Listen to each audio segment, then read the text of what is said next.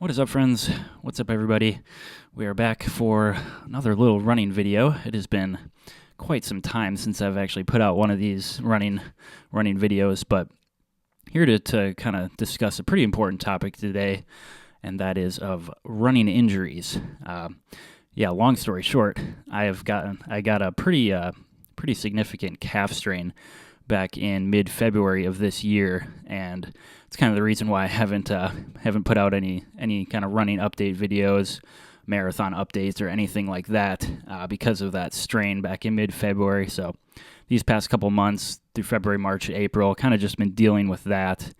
And yeah, I've been wanting to actually make this video for quite some time, even before I got that strain on my lower calf here, just because injuries in the running community are very prevalent. I feel like if you're kind of a competitive runner, if you're wanting to do if you're doing marathons, half marathons, or just out there running hard and pushing yourself, it's pretty common you're going to come across something. It's something, whether it be minor or major. Something is usually going to happen to most of us where you just push yourself too hard and something tweaks. So it's just a very common thing, and with runners to experience some sort of injury in their training. So just wanted to come on here, make a little video.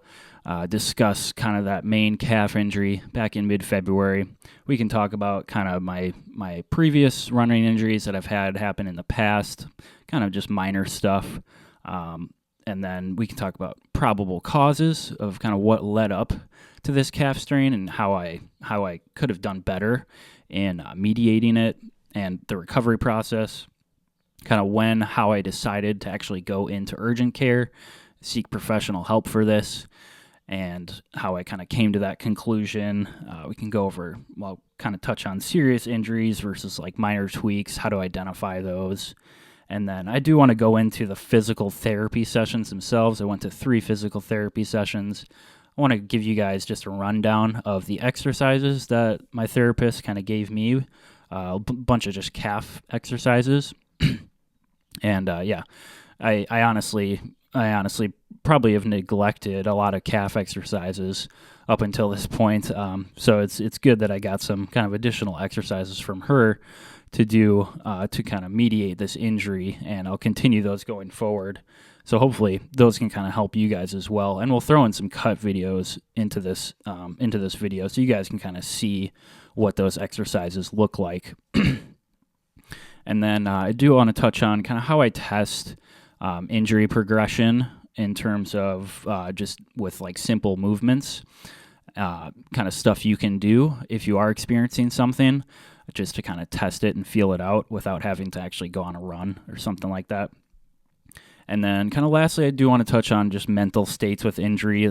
I feel like that's more than half the battle with a lot of kind of running injuries, is just the mental states that you may go through dealing with that kind of stuff. And then just lastly, kind of stuff moving forward, my future plans with running and whatnot. And then I'll also touch on, I got some shoes out here because obviously running shoes are it's the most important piece of equipment we have as runners. So it is good to kind of know your shoes and know if they're hurting you or helping you. Because I've kind of dealt with kind of figuring that out on my own as well. But yeah, I just want to touch on these topics in this video, and hopefully kind of this stuff I talk about today can help you guys out in terms of your own running plans and your training. And hopefully these kind of topics can help you just think about your own methods of training and ways methods you can use to just really prevent injuries and be hyperactive about just being safe out there when you're running and not overdoing it, right? So yeah, let's just get into it here. I'll just touch on the actual injury itself. So yeah, back in mid-February, I know the date like the back of my head, and February 15th, I had a pretty significant calf strain. So what had happened was essentially this was pretty much a combination of things is what I would boil it down to. This is the reason this happened was mainly because of overtraining, the shoes themselves, and I think just a neglect of just neglected muscles in terms of the calf and stuff like that. So pretty much January 2026 of this year, I hit a new monthly PR in my running. I did 250 miles in 1 month. I was hitting 50 to 60 mile weeks, and coming into February, and we can kind of show my actual running log and maybe some pictures of it right now. But coming into February, I did basically 2 back-to-back 60-mile weeks. And on that second week, not a good idea, right away, not a good idea. When we're doing our running, we definitely want to increment up and down in terms of volume. And I was kind of doing that throughout January, going from like 45 miles, 50 mile weeks up to 60, trying to bring it back down a bit. But I did have 2 back-to-back 60-mile weeks plus strength training. So I was doing 2 leg workouts, 2 strength leg workouts in the gym a week during this time frame. And what had happened was in February, I was doing all of that training as well on the treadmill. So it's Wisconsin winters. Pretty much the majority of those miles were all inside on the treadmill. And what had happened was February 15th came around, and it was a gorgeous day outside. Decided to go run 8 miles outside, and this was, again, on the second week, putting in 60-mile weeks. And on that day, about 6 miles into that run, I just felt a super sharp pain go up my left calf. And I didn't, there was nothing in my form that caused that. I was just running on a flat surface. But yeah, once I basically hit 6 miles around there, just really sharp pain went up my calf. It got super tight.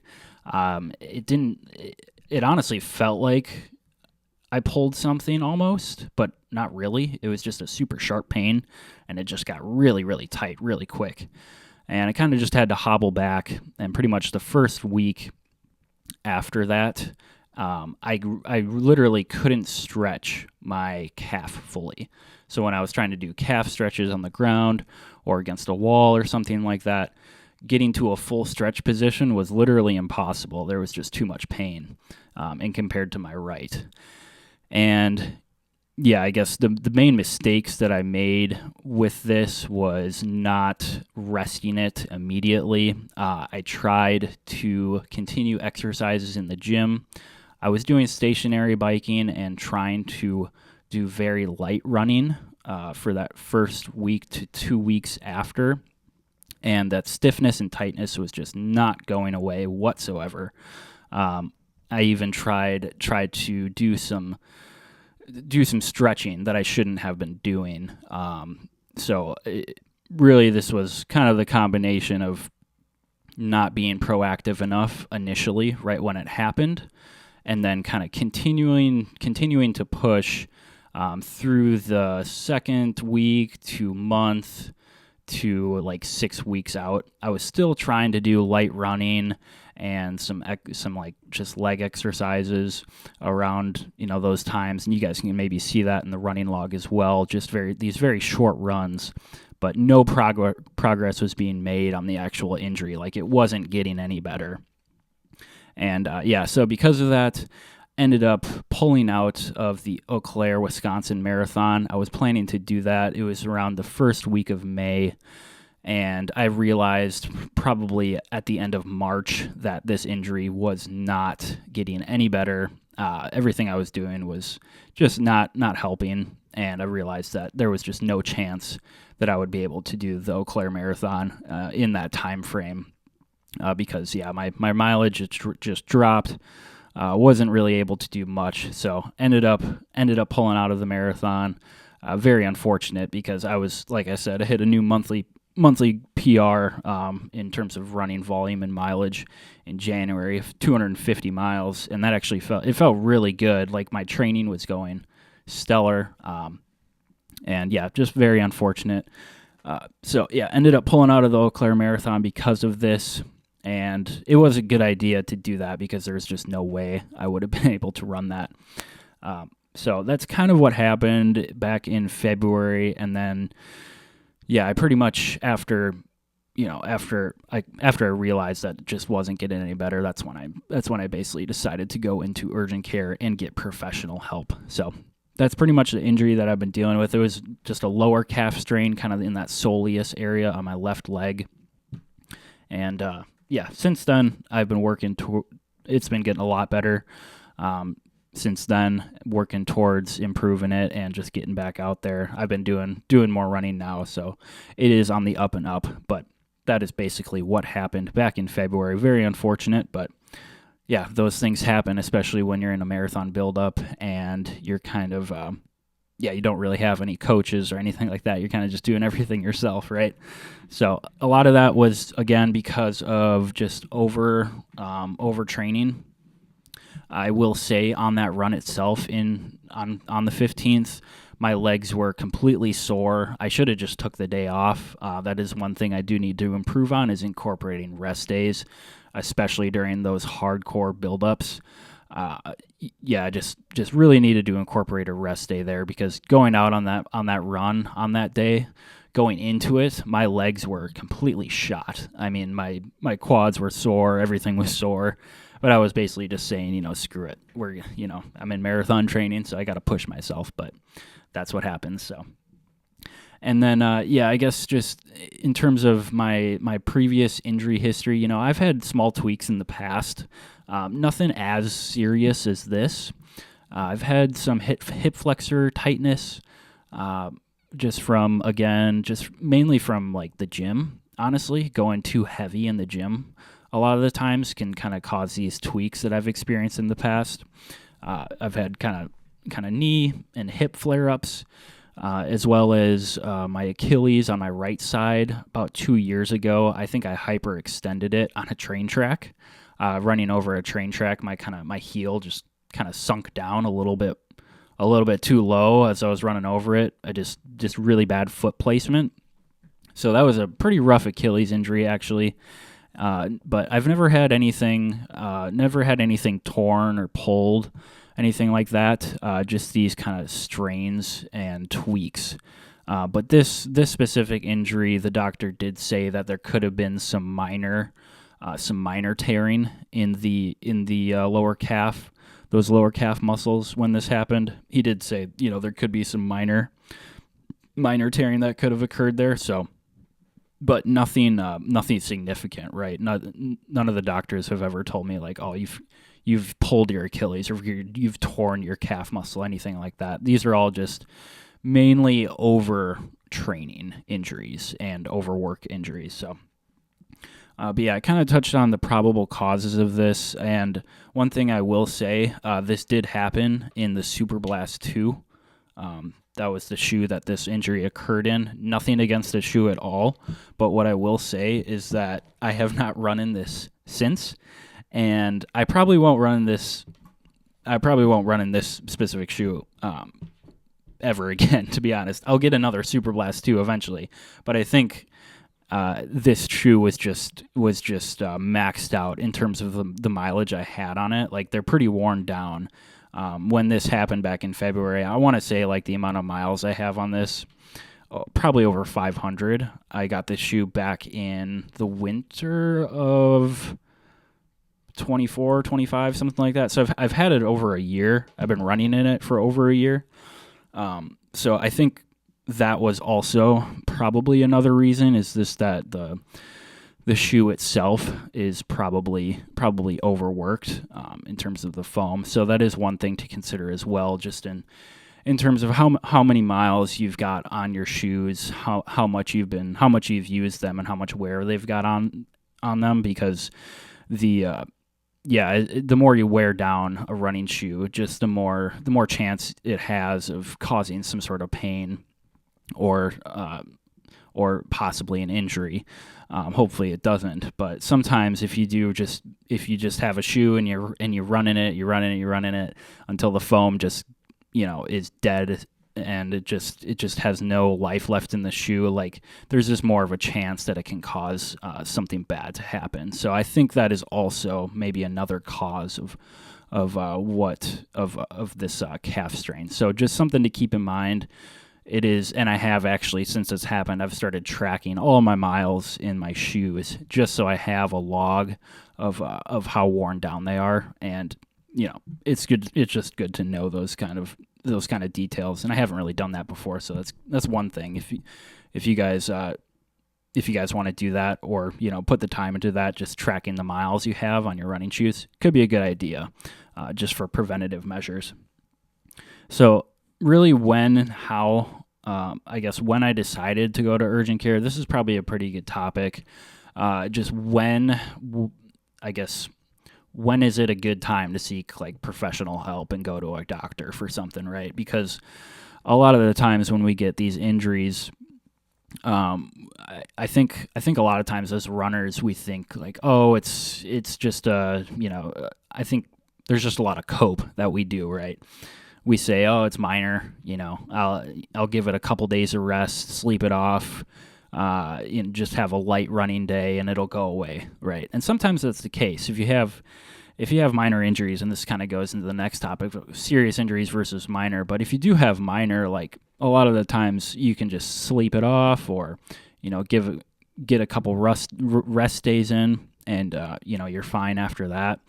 And yeah, I mean, sometimes that works, and that's totally fine. Like if I've had minor tweaks in the past where all you need is a couple rest days and you're good to go. But when it becomes more serious, and I would say when the pain is just not subsiding after a week, 2 weeks, I think that's when you should get some red flags in your head, where if whatever pain you may have, if it's just not subsiding, you take a couple rest days, maybe you do some stationary biking for a day, and it's just lingering for a week or more, I think that's when you should probably start considering the fact that it may be something more serious, right?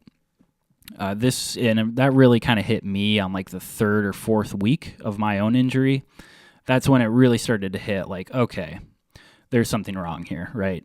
And that's when some red flags should start to go off in your head, where everything I'm doing in terms of the recovery process that you normally do is just not working. I think that's when you should start to consider other options, and possibly going to see someone. So yeah, and that's basically what happened to me. Is just that continued tightness, the stiffness in my calf was just not going away at all. And at that point, after about a month, I was just like, I just didn't know what to do. And I think if you're going through something like that, and you're at the conclusion of I don't know what to do anymore. I've done everything I can in terms of resting, rehab exercises that you can do on your own. If you kind of exhaust all your options, I would say don't hesitate to go and seek help, because with a lot of these things, you just can't really, you don't know what it is until you really just go in and get it looked at, right? And a lot of that too is just the unknown. You just don't know. A lot of what was going through my head was, man, like, did I actually tear something? Like, did I mess up my calf? And that, like, really seriously. And that was just starting to go through my head more and more. And you start to just think about those unknowns, right? Like, do I need to get an MRI? Do I need to get scanned, right? Do I need to, like, you just need to figure out what's actually going on. So if it does get to that point and you're really just you're wondering, nothing's working, nothing's helping, I would definitely recommend just, seeking someone professional to go and look at you. And that's pretty much what I came to, my conclusion that I came to after about 3 weeks to a month after that injury. So, and then, let's just, those are kind of the lead ups to all this. Let's talk about the actual physical therapy sessions themselves, kind of what the exercises that I got for my calf, and I'll kind of show in some snippets as well of those exercises so you guys can see those and incorporate those as well into your training to kind of maybe help build up those calf muscles as well. Because I mean, when as runners, your calves are basically one of the most important and critical muscles for running. So I think a lot of these exercises could probably help you guys if you want to incorporate those into your gym plans or just any rehab plans that you may have. But yeah, I went to I did the initial doctor appointment, and yeah, he told me right away, determined nothing was torn, nothing was pulled, but definitely recommended physical therapy, which I went to 3 sessions of.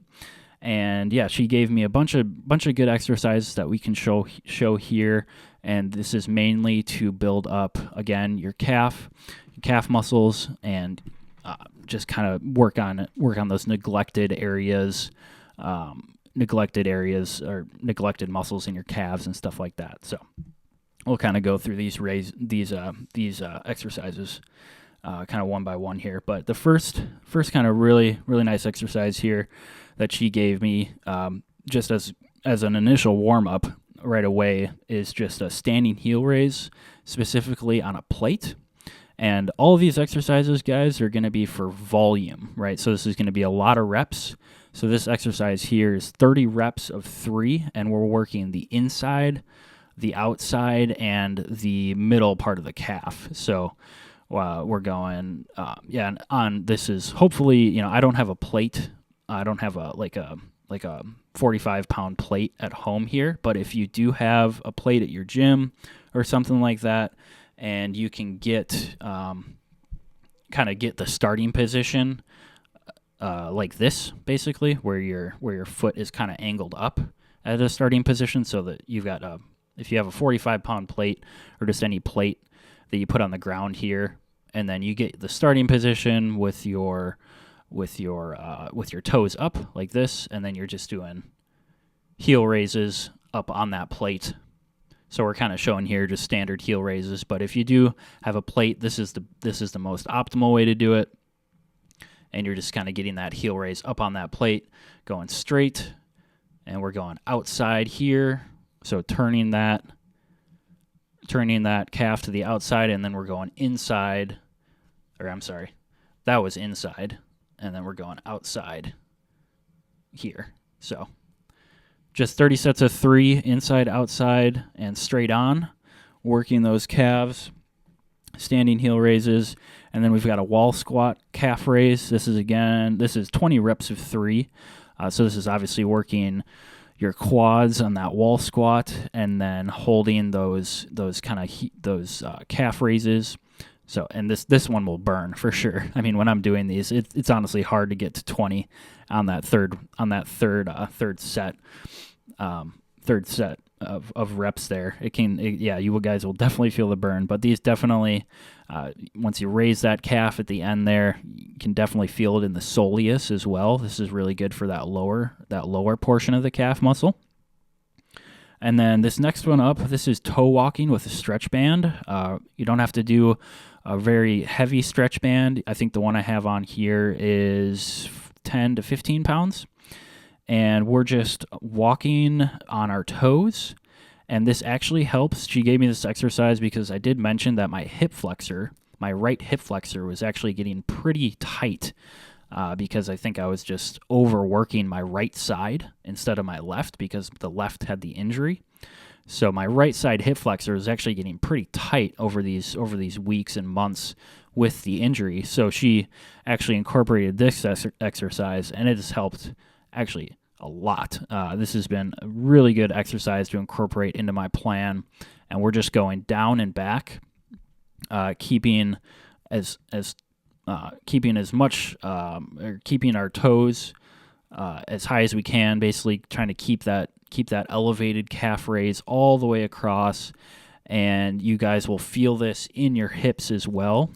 And also when you're doing this toe walking, we want to keep resistance on when with that stretch band. You want to keep resistance on that band, right? We don't want to just snap that band back and forth when we're walking like this. If you guys kind of notice, I'm kind of going slow and controlled all through this walking to keep resistance on that band, and that will also keep resistance on your hips and your hip flexors. So this both helps kind of stability in the calves, and it will make your kind of hip flexors activate and get them kind of burning as well. So very good exercise to do for, again, stability, endurance, and volume with the standing toe walking. All right, and then next up here, we've got a box lunge with calf raise. This can be weighted as well, so you can hold like a 15. It doesn't have to be very much weight as well. I mean, these alone without weight are pretty hard to do. You can see me here doing them without any weights, and they're honestly pretty hard to do, even just without weights. But if you do want to incorporate like a 15-pound dumbbell, 20-pound kettlebell into this, you can as well. I would just hold it kind of centered. And this is just a box lunge with a calf raise at the end. So it's kind of just a variation of a lunge. And then you come up and you hold that calf raise on that front foot. So this, again, is going to help stability and especially, I think, balance with this one as well, because you guys may notice kind of just me trying to keep my balance doing these. And yeah, that is one thing with running that I think we often neglect, is just the balance that your body has to incorporate when you are running. There is a lot of kind of balancing that has to go on there. So this also kind of works those neglected areas as well with this exercise. So really good one here. And I don't have any kind of weighted machines, but the next exercise she gave me is just a standing calf raise weighted. So you can do this on a Smith machine, or if you do have a calf raise machine at your gym, definitely utilize that. And this will be for 20 reps of 3, again, working inside, outside, and straight on, just like those standard standing heel raises from the beginning. The box lunges, those were also 20 reps by 3. So same thing here, 20 reps by 3, standing calf raise weighted. Again, I don't have any machines at my house here, so can't really show you that.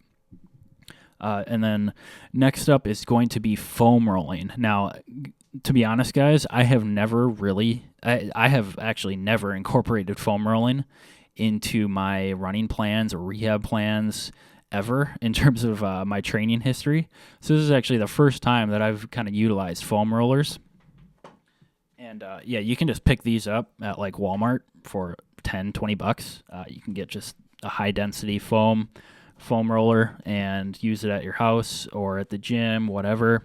And these are, honestly, I would say the foam rolling has been the most critical exercise to loosen up my calf and get that stiffness out of the calf itself. And so this has been an absolutely amazing addition to kind of my plan. Now, I will say, I have noticed that if you do go too hard on this, you can feel it in the shins when you're actually going out like running. Like if you foam roll at night and you're going pretty hard on it, I've noticed if you do go a little bit too hard, you can actually feel your shins kind of get a little tingly. So that is one thing to keep in mind. But my physical therapist basically recommended just 30 reps straight on foam rolling and 30 reps working the inside calf and outside calf. So throughout all these exercises, guys, it's we're working the inside calf straight on, the middle calf, and then the outside calf as well. We're working all parts of the calf. And just really try and get in there and loosen it up. You can put your other leg on top of the leg that's getting rolled to add weight to it and just put more pressure down on it. And this has, again, been probably one of the most important, I guess, additions to my rehab plan has just been the foam rolling. It's been absolutely crucial getting the tightness and the stiffness just out of my calf. And you can get kind of variations of different rollers here. This is kind of a deep tissue roller. Again, just got this at Walmart, like $20. I go a little bit lighter with this one just because it's a very dense foam. So a little bit lighter on this one, but yeah, you can just get different types of rollers. But yeah, like I said, I have never really done any foam rolling, prior to this, but coming out of this injury, I am definitely going to be utilizing foam rollers a lot more, just to keep those muscles nice and loose and opened up, right? Keep them, just to get the stiff. It just really gets that stiffness out of them, I've just noticed. So very, very great addition. Again, this was 30 reps straight on, inside and outside, for the calf. And then I'll incorporate foam rolling. Really, I mean, what my therapist said was just really get in there. Some people, they'll just kind of go back and forth on the foam roller for like 30 seconds and say, "Oh, I'm good. I foam rolled," whatever. But she was saying just really, really get in there. Don't be afraid to put a lot of pressure on the calf and really just kind of get in there, get that deep tissue massage. It's really just a personal kind of deep tissue massage thing that you can do on your own. So that's pretty nice. And then kind of lastly here, guys, for the last couple exercises was just a standard calf stretch. And this is, again, straight on, inside and outside. And we're utilizing a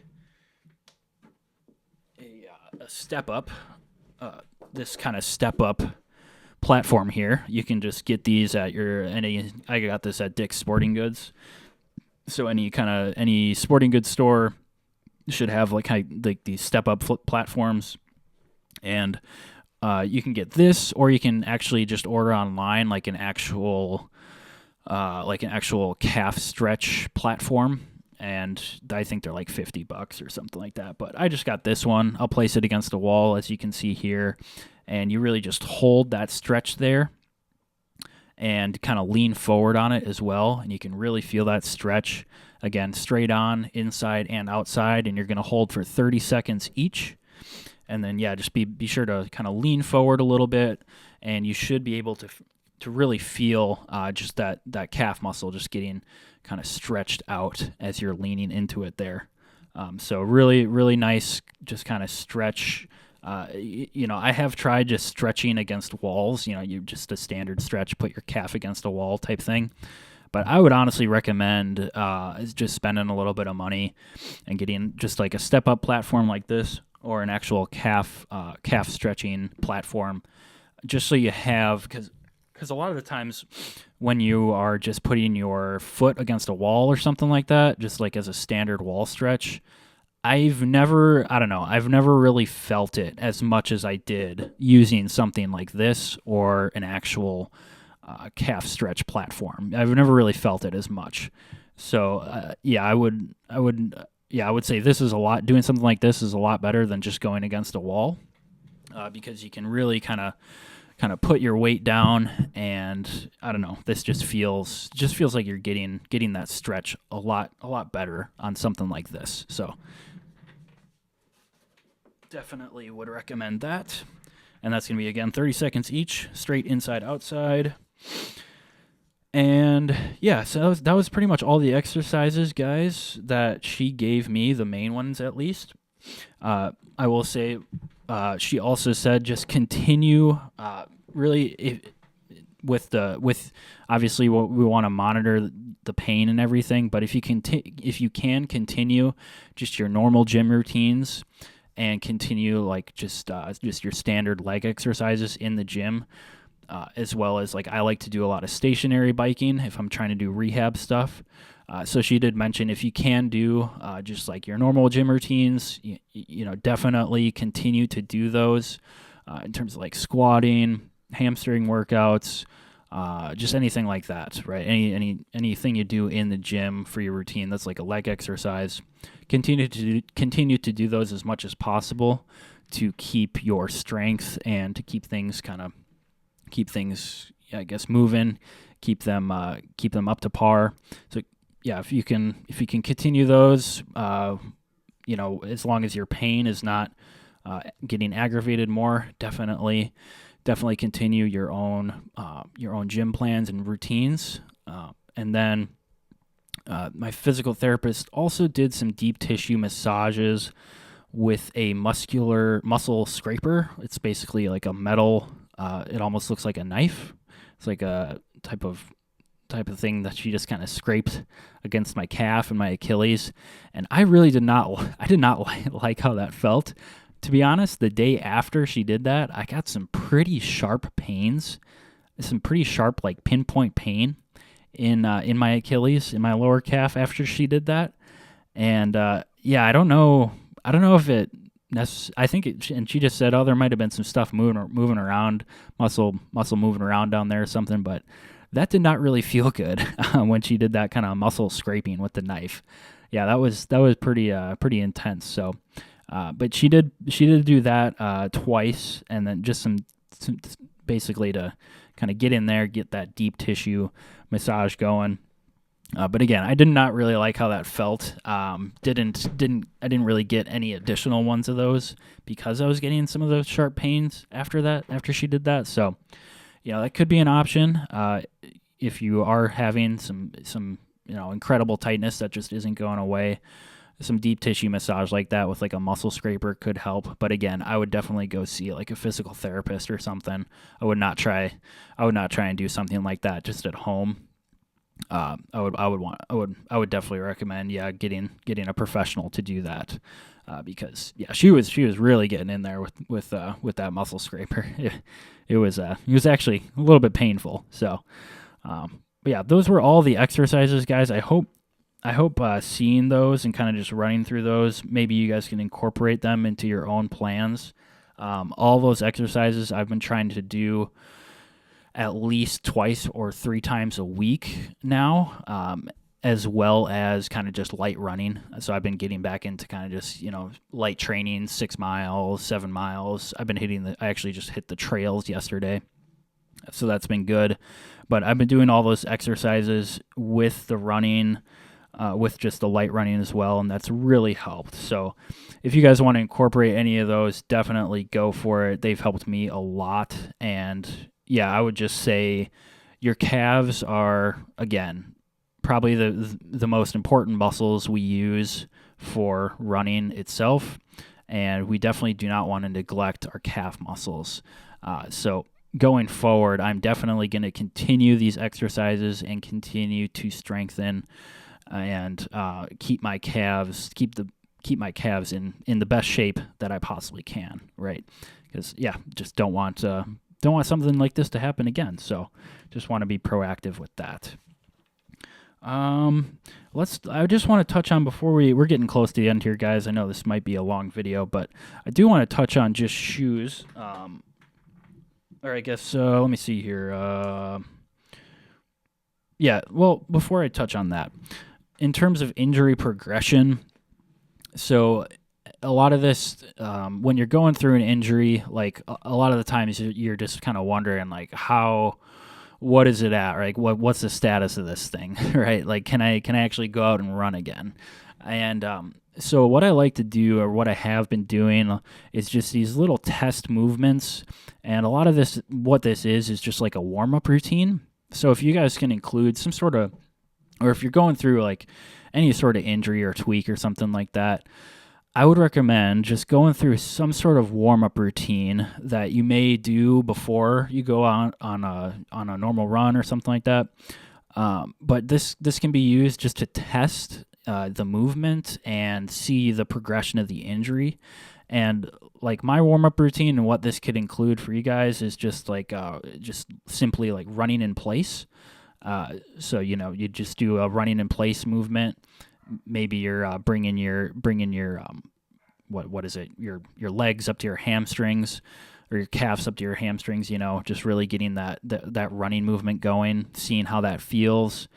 Single leg hopping is really good. So if you can hop single leg, 20 to 30 reps on each side, that's a really, really good test to see like if you have any pain in a leg or on either side during that hopping. That's a good test that I've used a lot. So like if I need to see if I've got a tweak or something and I need to see like, okay, how bad is it? Like I would try and do that single leg hopping. And if that single leg jumping or anything, if I was getting any pain, within those 20 to 30 reps, like that's going to let me know, like, okay, maybe this injury isn't healed up enough yet. I need to take a couple more days off, right? So those are really good to just do a little test. You can do skip variations. So like I like to do kind of these skips, these skipping variations when I do a warm up before a run. We can maybe put in some videos of that here. I don't know really how to describe these skips, but yeah, they're just good movements to kind of get blood flowing in the calves and the whole body, your legs mostly.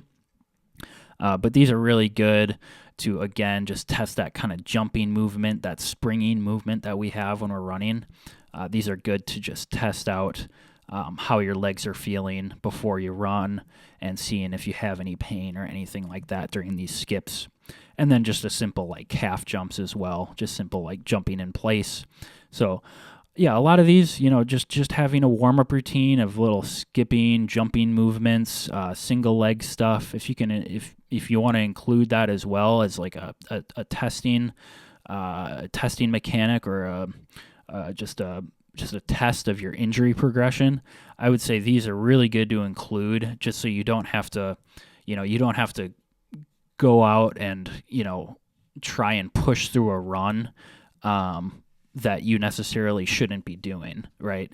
If you don't really have a warm-up routine or something like that, and you just put on your shoes and get out the door, you may discover like a mile, 2 miles, 3 miles into that run, like, oh, I've got this tweak that's just lingering now, or like, oh, my calf is getting really tight now for some reason, like 2 miles into this run. Well, now you're 2-3 miles into a run, and you may have to walk all the way home or limp all the way home or something like that. So having some sort of just small warm-up routine like this can just be a good test, or just a good testing grounds to seeing how everything feels before you actually go out and hit a run. So, all right. And then pretty important here, kind of save this for the end, guys, but your mental states with an injury, this is probably more than half of the battle. Like I kind of mentioned at the beginning of going through an injury, is just your mental state while you go through it. And I think what I have concluded from a lot of my own experiences is that we as runners, especially if you're a runner who pushes themselves, is trying to be competitive, we need to have a hyper awareness of our bodies, right? We need to be hyper aware of just how we feel while we're running, even after a run, post run, rehab. We just need to have a hyper awareness of the body and how just the state of the body. We don't want to ignore things or bring cope into things. We just want to look at things with an objective awareness of, okay, how am I doing? How are my muscles feeling today? Am I overly sore? Am I feeling good? Am I good for a long run today, like a 20-mile long run?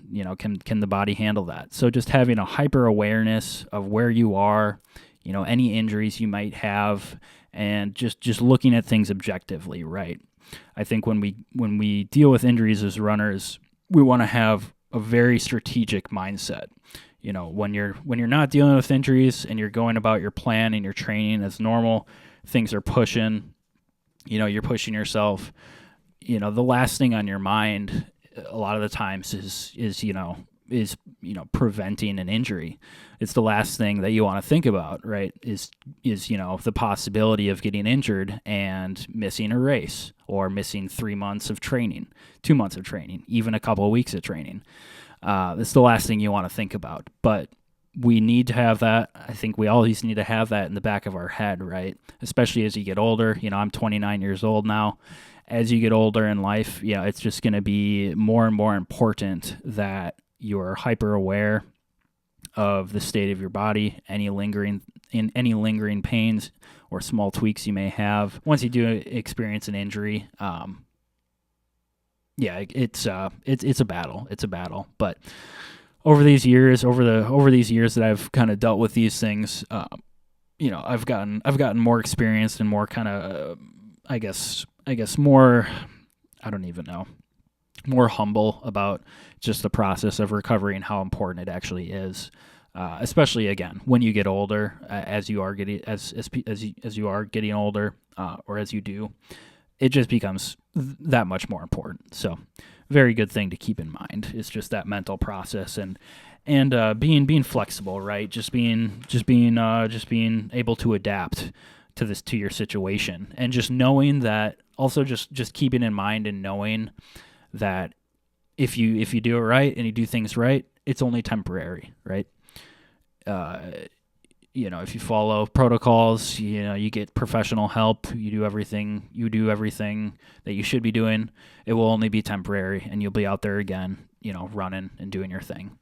But we need to be sure that, we're actually being proactive and taking care of stuff and not just ignoring things and coping mentally and just pushing too much, because we don't want lingering injuries to turn into like permanent things, because that would be very unfortunate. So, all right, guys, I think that is pretty much it. I will say just one other thing to touch on shoes real quick. So, like I did say, I'm going to be retiring these Superblast 2s. I mean, these, again, this is the shoe that the injury happened in.